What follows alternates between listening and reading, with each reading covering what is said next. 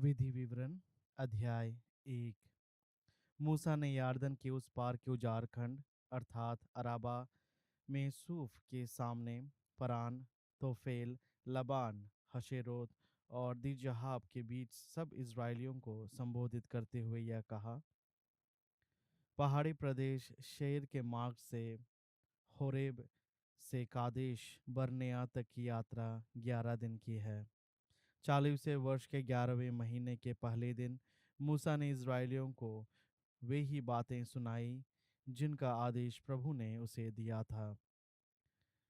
इसके पूर्व वह अमोरियों के राजा शिहोन को, जिसका दरबार हेशबोन में था, और बशान के राजा ओग को, जिसका दरबार अश्तारोत और एदेई में था, पराजित कर चुका था। यारदन के उस पार मोआब के प्रदेश में मूसा ने यह कहते हुए संहिता प्रस्तुत की। प्रभु हमारे ईश्वर ने होरेब के पास हमसे कहा था, तुम लोग इस पर्वत के पास काफी समय तक ठहर चुके हो। अब चलकर अमोरियों के पहाड़ी प्रदेश की ओर प्रस्थान करो और उनके साथ पड़ोसियों की ओर, जो अराबा पहाड़ी प्रदेश और तराई नेगेब में समुद्र तट पर कानानियों के देश, लेबनोन में और महानदी फरात तक निवास करते हैं। देखो, यह देश तुम्हारे सामने है। तुम उधर जाओ और इस देश को अपने अधिकार में ले लो। इसके बारे में प्रभु ने शपथ पूर्वक वचन दिया था कि वह इसे तुम्हारे पूर्वजों को, इब्राहिम, इसहाक, याकूब और उनके बाद उनके वंशजों को दे देगा। उस समय मैंने तुम लोगों से यह भी कहा था, मैं अकेला तुम्हें संभालने में असमर्थ हूँ। प्रभु तुम्हारे ईश्वर ने तुम्हारी संख्या बढ़ाई है, इसलिए आज तुम आकाश के तारों की तरह असंख्य हो। तुम्हारे पूर्वजों का ईश्वर प्रभु अपनी प्रतिज्ञा के अनुसार तुम्हारी संख्या 1000 गुना बढ़ाए और तुम्हें आशीर्वाद दे। किंतु मैं अकेले तुम्हारी समस्याएं, भार और झगड़े कहाँ तक ढोता रहूंगा। इसलिए तुम अपने अपने वंश के बीच बुद्धिमान, योग्य और अनुभवी व्यक्तियों को चुनो, जिससे मैं उन्हें तुम लोगों पर नियुक्त करूं। इस पर तुमने मुझे उत्तर दिया, आपका कहना उचित है। इसलिए मैंने तुम्हारे वंशजों के नेताओं को, बुद्धिमान और अनुभवी व्यक्तियों को चुना और उन्हें 1000-1000, 100-100, 50-50 और 10-10 मनुष्यों की टोली पर शासक और वंश के सचिव के रूप में नियुक्त किया। उस समय मैंने तुम्हारे न्यायाधीशों को आदेश दिया कि वे तुम्हारे भाइयों के दोनों पक्षों की बातें सुनकर उनका न्यायपूर्वक निर्णय करें, चाहे मामला दो इजरायलियों का हो, चाहे एक स्वदेशी हो और दूसरा विदेशी। न्याय करते समय किसी का पक्ष मत लो। छोटे बड़े सबके मामले समान भाव से सुनो। किसी से नहीं डरो, क्योंकि न्याय ईश्वर का है। यदि तुम्हें कोई मामला कठिन मालूम पड़े तो उसे मेरे सामने रखो, जिससे मैं उस पर विचार कर सकूं। उस समय मैंने आदेश दिया कि तुम्हें क्या क्या करना चाहिए। जैसा हमें प्रभु अपने ईश्वर से आदेश मिला था, हमने होरेब से चलकर अमोरियों के पहाड़ी प्रदेश की ओर जाते हुए उस बड़े और भीषण उजाड़ खंड को पार किया, जिसे तुम स्वयं देख चुके हो, और हम कादेश बर्नेया आए। वहां मैंने तुम लोगों से कहा था, अब तुम अमोरियों के पहाड़ी प्रदेश तक आ चुके हो, जिसे प्रभु हमारा ईश्वर हमें देने वाला है। देखो, प्रभु तुम्हारे ईश्वर ने तुम्हें यह देश दे दिया है। उधर जाओ, उसे अपने अधिकार में लो, जैसा प्रभु तुम्हारे पूर्वजों के ईश्वर ने तुम्हें आदेश दिया है। तुम ना तो डरो और ना हताश हो। तब तुम सब ने मेरे पास आकर कहा, हम अपने आगे अपने आदमियों को भेजें। वे हमारे लिए उस देश का निरीक्षण करें और हमें उस मार्ग के विषय में बताएं जिससे होकर हमें वहां जाना होगा, और उन नगरों के विषय में भी जो हमारे मार्ग में पड़ेंगे। यह प्रस्ताव मुझे उचित लगा, इसलिए मैंने तुम लोगों में से 12 पुरुषों को, प्रत्येक कुल से एक पुरुष को चुना। वे चले गए और पहाड़ी प्रदेश पार कर एशकोल घाटी में पहुंचे और उन्होंने उसका भेद लिया। उन्होंने उस देश के फल लाकर हमें दिए और हमें बतलाया कि वह देश रमणीय है, जिसे प्रभु हमें देने वाला है। परंतु तुमने उधर जाना स्वीकार कर प्रभु अपने ईश्वर के आदेश के विरुद्ध विद्रोह किया। तुम लोग अपने अपने तंबुओं में यह कहते हुए भुनभुनाते थे, ईश्वर हमसे बैर करता है। यही कारण है कि उसने हमें मिस्र देश से निकालकर अमोरियों के हाथ दे दिया, जिससे हमारा विनाश हो। अब हम कहाँ जाएं? हमारे बंधुओं ने ही यह कहते हुए हमें निरुत्साह किया कि वहाँ के लोग हमसे अधिक बलवान और हमसे अधिक लंबे हैं। उनके नगर बड़े हैं और उनके परकोटे आकाश छूते हैं, और हमने वहाँ अनाक के वंशजों को भी देखा। यह सुनकर मैंने तुम्हें समझाया, उनसे मत डरो और भयभीत मत हो। प्रभु तुम्हारा ईश्वर तुम्हारे आगे आगे चलेगा और तुम्हारे लिए ठीक उसी तरह लड़ेगा, जिस तरह उसने मिस्र में तुम्हारी आंखों के सामने किया था। तुम उस उजाड़ खंड में देख चुके हो कि प्रभु तुम्हारा ईश्वर उस पूरे मार्ग पर जिस पर तुम यहाँ तक आए हो, तुम्हें इस प्रकार गोद में उठा कर ले आया, जैसा कोई पिता अपने पुत्र को उठा कर ले आता है। यह होते हुए भी तुम प्रभु अपने ईश्वर पर विश्वास नहीं करते थे। यद्यपि वह रास्ते में तुम्हारे आगे आगे चलता हुआ तुम्हारे लिए पड़ाव चुना करता था, और रात में अग्नि के रूप में तथा दिन में मेघखंड के रूप में तुम्हें मार्ग दिखाता था। तुम्हारा यह कथन सुनकर प्रभु क्रोध हो गया। उसने यह शपथ खाई, इस दुष्ट पीढ़ी में से कोई भी उस रमणीय देश को नहीं देख पाएगा, जिसे मैंने तुम्हारे पूर्वजों को देने का शपथ पूर्वक वचन दिया था। केवल यफुने का पुत्र कालेब उसे देख पाएगा। उसे और उसकी संतानों को भी वह देश दूंगा जिसमें उसने अपने पैर रखे थे, क्योंकि उसने प्रभु की आज्ञा का पूर्ण पालन किया। तुम्हारे कारण प्रभु मुझ पर भी यह कहते हुए क्रोध हुआ था, तुम भी वहां नहीं जा सकोगे। केवल नून का पुत्र यीशुआ, जो तुम्हारा सहायक है, वहां पहुंच सकेगा। उसे प्रोत्साहित करो, क्योंकि वही देश को इस्राएलियों में बांटेगा। परंतु तुम्हारे छोटे छोटे बच्चे वहां पहुंचेंगे, जिसके विषय में तुमने कहा था कि शत्रु उन्हें लूट लेंगे, और तुम्हारे वे बालक जिन्हें आज भले बुरे की पहचान नहीं है, मैं उसे उन्हें दूंगा और वे उसे अपने अधिकार में करेंगे। परंतु तुम लोग लौटो और लाल समुद्र के मार्ग से उजाड़ खंड की ओर प्रस्थान करो। इस पर तुम लोगों ने मुझे यह उत्तर दिया, हमने प्रभु के विरुद्ध अपराध किया है। हम उधर जाएंगे और युद्ध करेंगे, जैसा प्रभु हमारे ईश्वर ने हमें आदेश दिया है। तब तुम में से प्रत्येक ने अपने अपने शत्रु बांध लिए थे और सोचा था कि पहाड़ी प्रदेश में ऊपर चढ़ना आसान है। परंतु प्रभु ने मुझसे कहा था, उन्हें मना करो, वे न उधर जाएं और न युद्ध करें, नहीं तो वे अपने शत्रुओं से परास्त हो जाएंगे, क्योंकि मैं उनका साथ नहीं दूंगा। मैंने तुम लोगों से यह कहा, किंतु तुमने मेरी बातें नहीं मानी। तुमने प्रभु के विरुद्ध विद्रोह किया और पहाड़ी प्रदेश पर चढ़ने का दुस्साहस किया। उस पहाड़ी प्रदेश के अमोरियों ने तुम्हारा सम्मान किया और मधुमक्खियों की तरह तुम्हारा पीछा करते हुए सेईर प्रांत में होर्मा तक तुम्हें खदेड़ दिया। लौटने पर तुमने प्रभु के सामने विलाप किया, परंतु प्रभु ने तुम्हारे विलाप पर ना तो ध्यान दिया और ना उसकी परवाह की। इसलिए तुम लोगों को बहुत दिनों तक कादेश में रहना पड़ा। अध्याय 2। हमने प्रभु के आदेश के अनुसार वहां से आगे चलकर लाल समुद्र के मार्ग से उजाड़ खंड की ओर प्रस्थान किया, और बहुत समय तक शेर के पहाड़ी प्रदेश के चारों ओर चक्कर काटते रहे।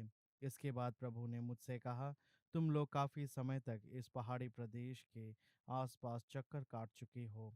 अब उत्तर की ओर मुड़ो।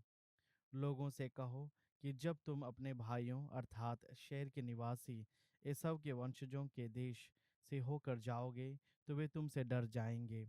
इसलिए सावधान रहो, तुम उनसे छेड़छाड़ मत करो, क्योंकि मैं उनके देश में पैर रखने तक की भूमि भी तुम्हें नहीं दूंगा। मैं एसाव को शेर का पहाड़ी प्रदेश उसके अधिकार में दे चुका हूँ। तुम उन्हें कीमत देकर भोजन और पीने का पानी खरीदो। प्रभु तुम्हारे ईश्वर ने तुमको तुम्हारे प्रत्येक काम में बहुत आशीर्वाद दिया है। उसने विशाल उजाड़ खंड की यात्रा में तुम्हारी रक्षा की है, और प्रभु तुम्हारे ईश्वर ने पिछले 40 वर्षों से तुम्हारा साथ दिया और तुम्हें किसी प्रकार की कमी नहीं हुई।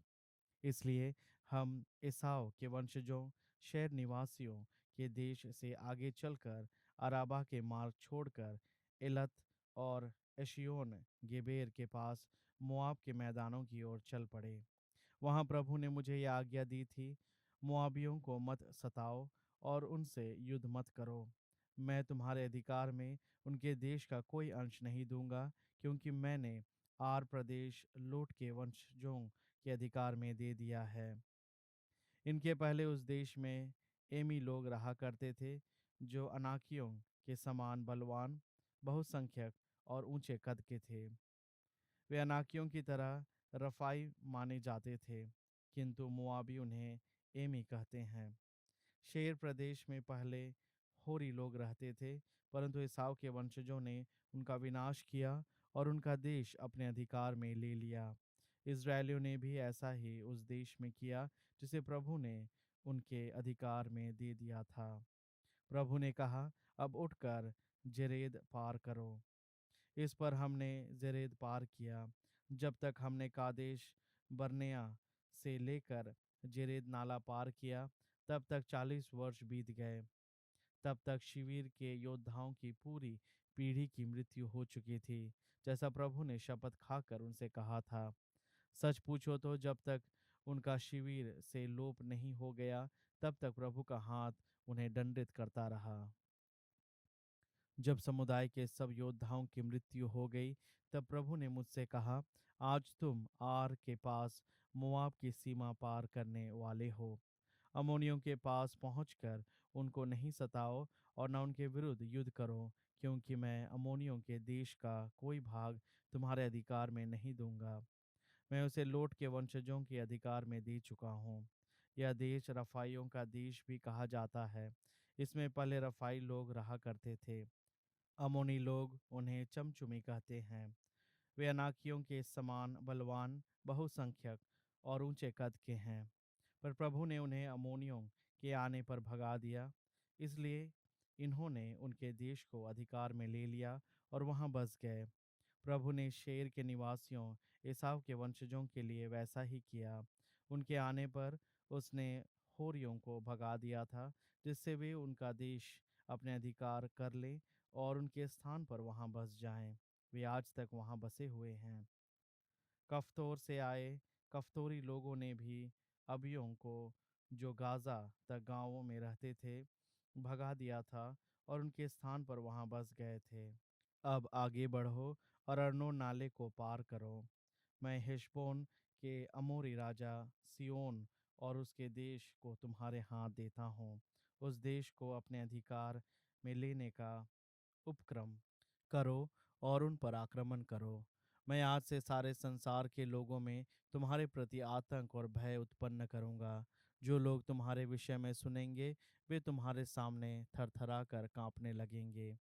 इसलिए मैंने कदेमोत के उजाड़ खंड से हेशबोन के राजा सिहोन के पास दूतों द्वारा यह शांति संदेश भेजा, मैं आपका देश पार करना चाहता हूँ।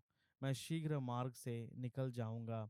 मैं न दाहिनी ओर मुड़ूंगा और न बाईं ओर। आप कीमत लेकर मुझे भोजन और पीने का पानी दीजिए। मुझे केवल पार करने दीजिए। शहर में रहने वाले एसाव के वंशजों ने भी मेरे लिए ऐसा ही किया था, और आर निवासी मुआबी लोगों ने भी। मैं यार्दन पार कर केवल उस देश में पहुंच जाना चाहता हूँ, जो प्रभु हमारे ईश्वर हमें देने वाले हैं। परंतु हेशबोन के राजा सिहोन ने हमें अपने देश से होकर नहीं जाने दिया। प्रभु तुम्हारे ईश्वर ने उसका मन हठी और उसका हृदय कठोर बना दिया था, जिससे वह उसे हमारे हवाले कर दे, जैसा कि बाद में हुआ। तब प्रभु ने मुझसे कहा था, मैं शिय्योन और उसका देश तुमको देने वाला हूँ। तुम उसे जीतने का उपक्रम करो और उसे अपने अधिकार में कर लो। शिय्योन अपनी सारी सेना के साथ यहज में हमारा सामना करने आया, किंतु प्रभु हमारे ईश्वर ने उसे हमारे हाथ दे दिया। हमने उसे अपने पुत्रों और उसकी सारी सेना को परास्त किया। हमने उस समय उसके सब नगरों पर अधिकार कर लिया और उनके निवासियों का, पुरुषों, स्त्रियों, बच्चों, सबका सर्वनाश किया। हम उनके पशुओं को और विजित नगरों की लूट अपने साथ ले गए। अरनोन के तट पर स्थित अरोएर और घाटी में स्थित नगर से लेकर गिलियाद तक का कोई नगर ऐसा नहीं था जो हमारा सामना कर सके। प्रभु हमारे ईश्वर ने उन सबको हमारे हाथ दे दिया था। तुमने अम्मोनियों का देश, यबोक नदी के किनारे का समस्त भूभाग और पहाड़ी प्रांत के नगरों को अधिकृत नहीं किया, जैसा कि प्रभु हमारे ईश्वर ने तुम्हें आदेश दिया था।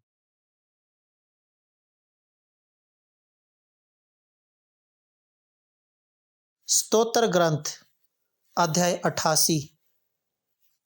प्रभु मेरे मुक्तिदाता ईश्वर, मैं दिन रात तुझे पुकारता हूँ। मेरी प्रार्थना तेरे पास पहुँचे, मेरी दुहाई पर ध्यान देने की कृपा कर। मैं कष्टों से घिरा हुआ हूँ, मैं अधोलोक के द्वार पर पहुँचा हूँ। लोग मेरी गिनती मरने वालों में करते हैं, मेरी सारी शक्ति शेष हो गई है। मैं मृतकों में एक जैसा हो गया हूँ, उन लोगों के सदृश जो कब्र में पड़े हुए हैं, जिन्हें तू याद नहीं करता, जिनकी तू देख रेख नहीं करता। तूने मुझे गहरे गर्त में, अंधकारमय गहराइयों में डाल दिया है। तेरे क्रोध का भार मुझे दबाता है, उसकी लहरें मुझे डुबा ले जाती है। तूने मेरे मित्र को मुझसे दूर कर दिया और मुझे उनके दृष्टि में घृणित बना दिया। मैं बंदी हूँ और भाग नहीं सकता। मेरी आंखें दुख के कारण धुंधली पड़ गई है। प्रभु मैं दिन भर तुझे पुकारता हूँ, मैं तेरे आगे हाथ पसारे रहता हूँ। क्या तू मृतकों के लिए चमत्कार दिखाएगा?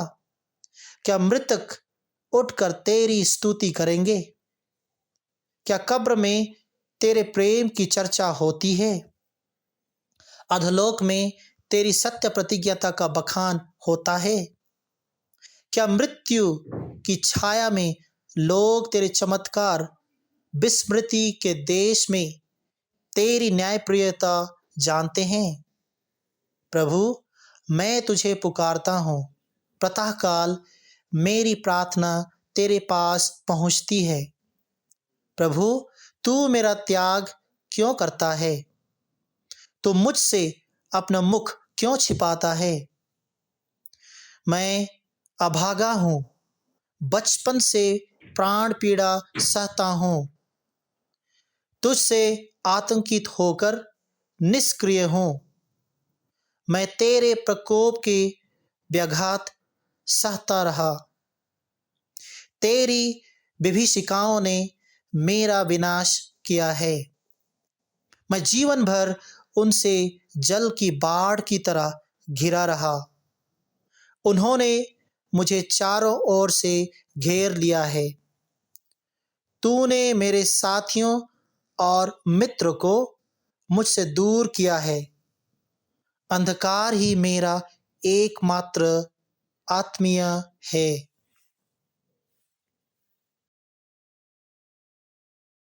प्रेरित चरित्र अध्याय 20। एफेसुस से पौलुस का प्रस्थान।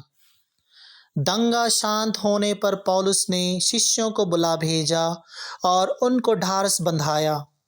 तब वह उनसे विदा लेकर मकेदुनिया चल दिया। उसने समस्त प्रांत का दौरा किया और वह बहुत से उपदेशों द्वारा विश्वासियों को ढाढ़स बंधाते हुए यूनान देश पहुंचा।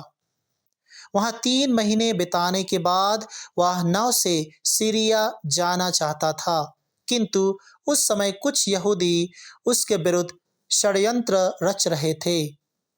इसलिए उसने मकेदुनिया होकर लौटने का निश्चय किया। पुर्रुस का पुत्र सोपात्रुस, जो बेरेया का निवासी था, थेसलोनिके के अरिस्तार्खुस तथा सेकुंदुस, देर्बे का गायुस, तिमोथी और एशिया के तुखिकुस और त्रोफिमुस, ये पौलुस के साथ एशिया जाने वाले थे। वे हमसे पहले चलकर त्रोआस में हमारी प्रतीक्षा में थे। ज्यों ही बेखमीर रोटियों का पर्व समाप्त हुआ, हम नाव द्वारा फिलिप्पी से चले गए और 5 दिन बाद त्रोआस में उनके पास पहुँचे जहाँ हम 7 दिन रहे। त्रोआस में पौलुस का चमत्कार। हम सप्ताह के प्रथम दिन प्रभु भोज के लिए एकत्र हुए। पौलुस, जो दूसरे दिन जाने वाला था, भाइयों का उपदेश दे रहा था। वह आधी रात तक बोलता रहा। हम ऊपरी मंजिल के कमरे में एकत्र थे और वहां बहुत से दीपक जल रहे थे। यूतुखुस नामक युवक खिड़की की चौखट पर बैठा हुआ था। तब पौलुस बहुत देर तक उपदेश देता रहा तो उसे नींद आ गई। वह नींद के झोंके में तीसरी मंजिल पर से नीचे गिर गया। वह उठाया गया तो मारा हुआ था। पौलुस उतरा, उस पर लेट गया और उसे गले लगाकर बोला, आप लोग घबराएं नहीं, यह अब भी जीवित है। फिर ऊपर जाकर उसने प्रभु भोज की रोटी तोड़ी और भोजन किया। तब वह देर तक दिन निकलने तक बातचीत करता रहा और इसके बाद चल दिया। वे उस नवयुवक को जीवित ही ले आए। इससे लोगों को बड़ी सांत्वना मिली। मिलेतुस की यात्रा। हम लोग पहले ही नाव से आसोस के लिए चल दिए थे। वहां हमें पौलुस को भी चढ़ा लेना था। उसने इसलिए ऐसा प्रबंध किया था कि वह स्थल मार्ग से जाना चाहता था। पौलुस आसोस में हमसे मिला और हम उसे चढ़ाकर मितुलेने आए। वहां से हम नाव से चले और दूसरे दिन खियुस के सामने पहुंचे। हम अगले दिन समुद्र पार कर सामोस, उसके दूसरे दिन मिलेतुस आए, क्योंकि पौलुस ने एफेसुस के सामने से होकर आगे बढ़ने का निश्चय किया था, जिससे एशिया में समय बिताना ना पड़े। वह इसलिए जल्दी में था कि यदि किसी प्रकार हो सके तो वह पेंतेकोस्त पर्व से पहले यरूशलेम